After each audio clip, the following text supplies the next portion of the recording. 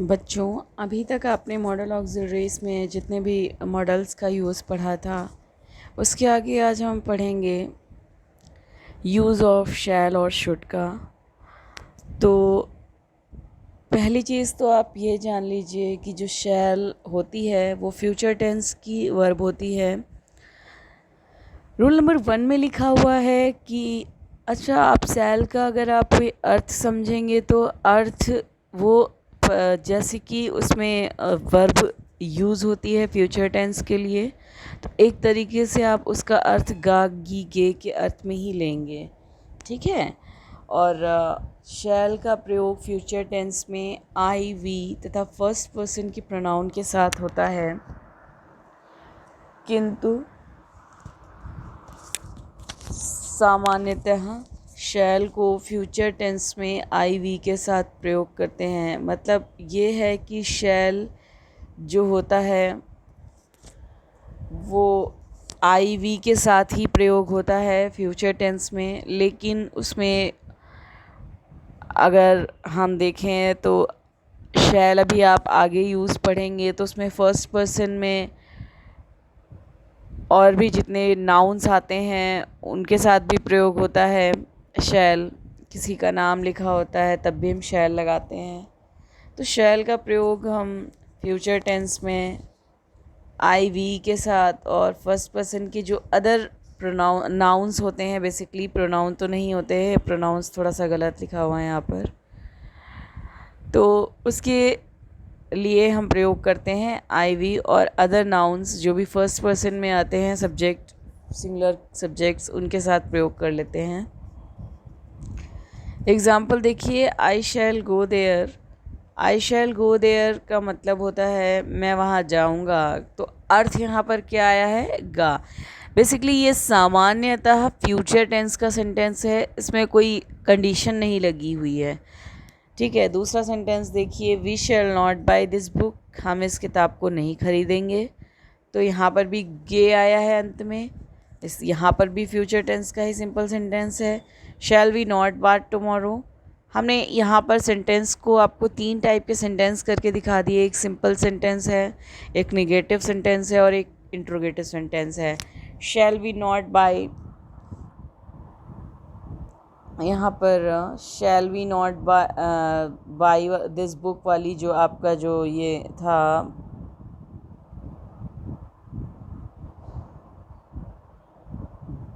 ये जो आपका सेंटेंस है, इस सेंटेंस में ये जो सेंटेंस है आपका, ये सेंटेंस आपका जो है वो नेगेटिव है, और ये जो सेंटेंस है आपका वो कैसा है? वो आपका इंट्रोगेटिव सेंटेंस है। तो shall we not bath tomorrow, क्या हम कल नहीं नहाएंगे, ऐसा है इस वाक्य का अर्थ। तो इस वाक्य में भी गे आया है, तो पहला रूल जो होता है, आप रूल समझ लीजिए या ये समझ कर याद कर लीजिए कि जो फ्यूचर टेंस होता है उसमें शैल और जो विल आती हैं, 2 वर्ब आती हैं सामान्य फ्यूचर टेंस में, और अन्य फ्यूचर टेंस में शैल विल 2 हेल्पिंग वर्ब्स आती हैं।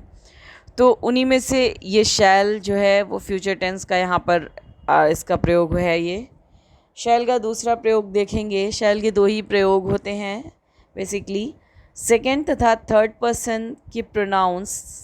जैसे आपको जब हमने प्रोनाउन पढ़ाया था, जब पढ़ा रहे थे पार्ट्स ऑफ स्पीच, तो उसमें हमने प्रोनाउन में एक टेबल दी थी आपको, और उस टेबल में मैंने आपको कहा था कि ये टेबल आपकी बहुत इम्पॉर्टेंट है। आप आगे जब भी पढ़ते जाएंगे, जैसे जैसे ट्रांसलेशंस करेंगे और डायरेक्ट इनडायरेक्ट करेंगे, तो उसमें वो काम आएगी। तो आप जब इसको पढ़ रहे होंगे तो आप उसको खोल कर देख लीजिएगा एक बार।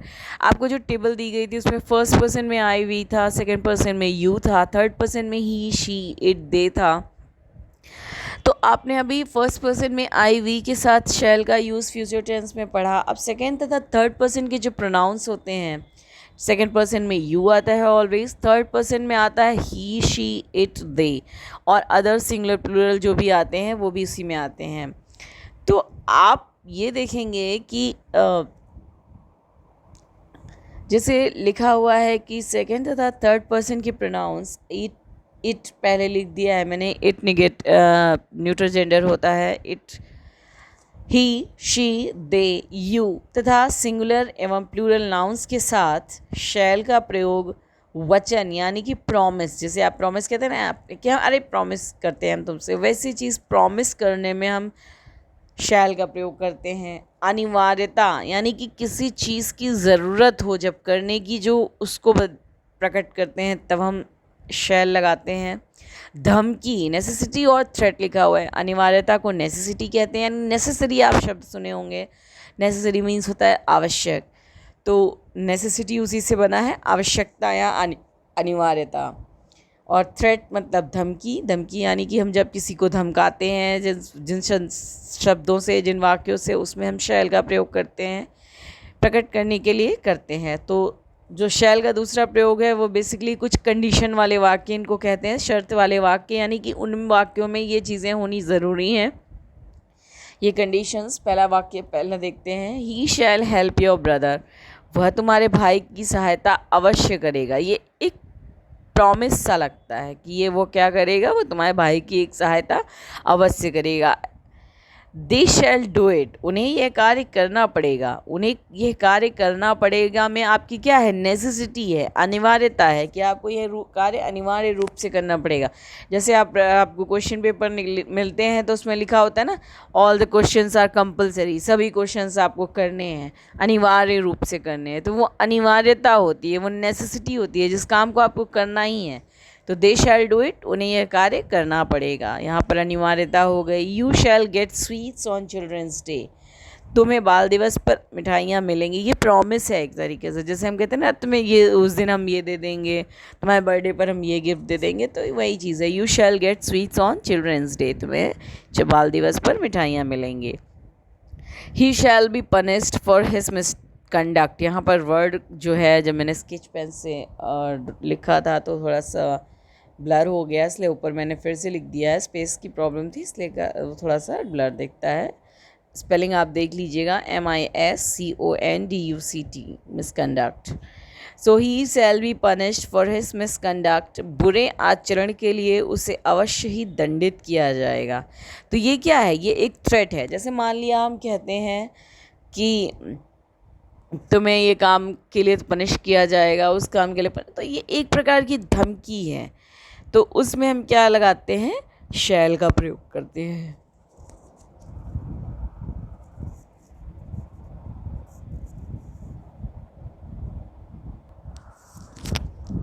अब आइए देखते हैं शुड का प्रयोग, यूज़ ऑफ शुड। शुड के आगे मैंने लिखा है चाहिए, तो चाहिए से यहाँ पर मतलब है कि शुड का अर्थ होता है चाहिए, लेकिन वो कुछ विशेष परिस्थितियों में ही होता है। हर जगह आप शुड को चाहिए के अर्थ में नहीं करेंगे, कुछ एक दो जगह पर शुड को दूसरे अर्थों में भी प्रयोग करते हैं। तो देखते हैं पहली चीज़ तो शुड क्या है। शुड जो होता है वो शैल का पास्ट टेंस रूप है। रूल नंबर 1 में देखेंगे कि शुड का प्रयोग फ्यूचर इन द पास्ट।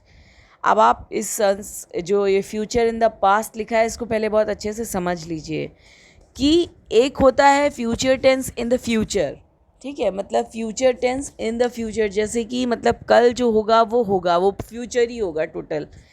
हमने एक और चीज़ पढ़ाई थी, मैं जब पढ़ाया था तो हमने कहा था जब हम आज की पॉसिबिलिटी व्यक्त करते हैं तो वो प्रेजेंट होता है, तो फ्यूचर इन द प्रेजेंट होता है वो। और जब हम फ्यूचर इन द पास्ट, यानी कि जो पास्ट में जो कुछ हो सकता था, पॉसिबिलिटी हो सकती थी, वो फ्यूचर इन द पास्ट कहलाता है। तो शुड का प्रयोग फ्यूचर इन द पास्ट प्रकट करने में गा के अर्थ में प्रयोग होता है। यह सभी प्रकार के सब्जेक्ट के साथ प्रयोग होता है। तो यहाँ पर जब शुड हम प्रयोग करते हैं इन वाक्यों में, तो शुड का अर्थ चाहिए ना होकर शुड का अर्थ गा के अर्थ में आता है, और ये जो होता है वो सभी प्रकार के सब्जेक्ट्स के साथ आता है। जैसे आपने शैल में पढ़ा था, वो सिर्फ IV के साथ फ्यूचर टेंस में प्रयोग होता था, तो शुड जो होता है वो सभी के साथ आता है, चाहे आई हो, वी हो, यू, ही, शी, इट, दे, सब के साथ वो शुड लग जाता है। पहला एग्जाम्पल देखते हैं, I said that I should help your brother, मैंने कहा था कि मैं तुम्हारे भाई की सहायता अवश्य करूँगा। तो यहाँ पर मैंने क्या लगाया है कि गा आया है वाक्य के अंत में। फिर we said that we should not fly kites, हमने कहा था कि हम पतंग नहीं उड़ाएंगे। तो वाक्य के अंत में क्या आया है, गा गी गे आता है शुड में, तो वो फ्यूचर इन द पास्ट होगा। हमने कहा था कि हम पतंग नहीं उड़ाएंगे, मतलब हमने फ्यूचर में, पास्ट में एक फ्यूचर की बात की थी कि हम कोई काम नहीं करेंगे। तो वहाँ पर क्या होता है, शुड का प्रयोग होता है। फिर शुड का दूसरा प्रयोग देखिए, शुड का प्रयोग चाहिए के अर्थ में भी करते हैं। इस दशा में शुड के प्रयोग से शिक्षा, सलाह, सुझाव एवं कर्तव्य प्रकट होते हैं।